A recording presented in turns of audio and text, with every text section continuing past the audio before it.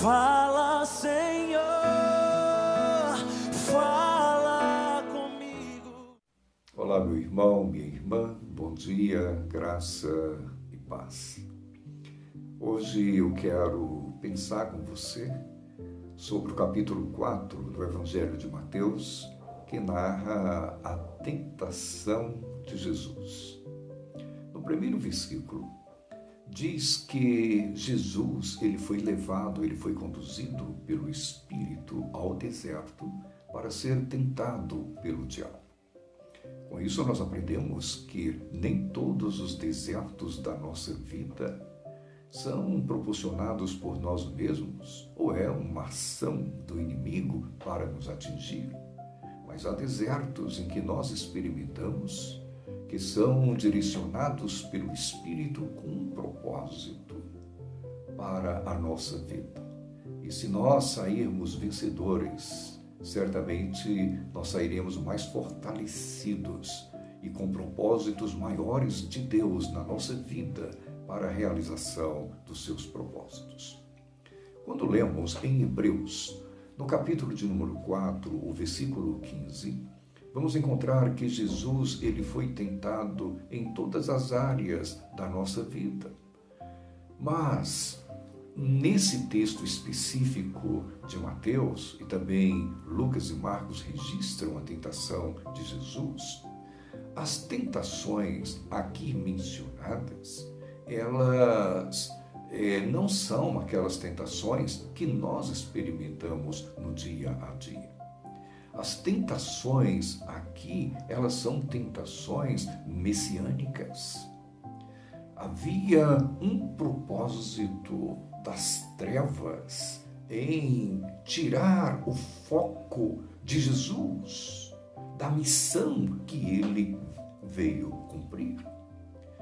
O inimigo procura colocar no coração de Jesus um atalho para que ele cumprisse parte da profecia e não toda a profecia. Por exemplo, o Salmo de número 2, ele vai falar do ungido de Deus.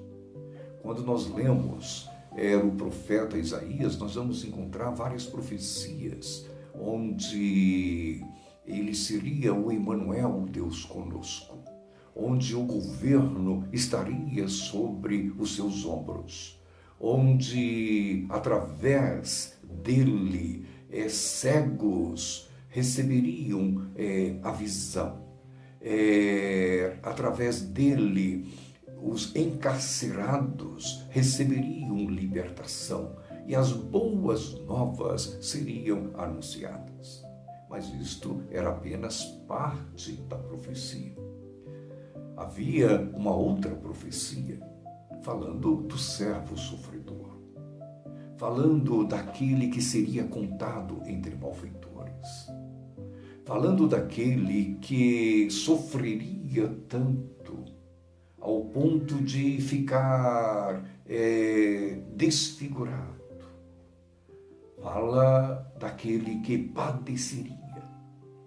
Então, o propósito do inimigo para atingir Jesus seria que ele fosse por um atalho, que ele cumprisse parte da profecia e não toda a profecia.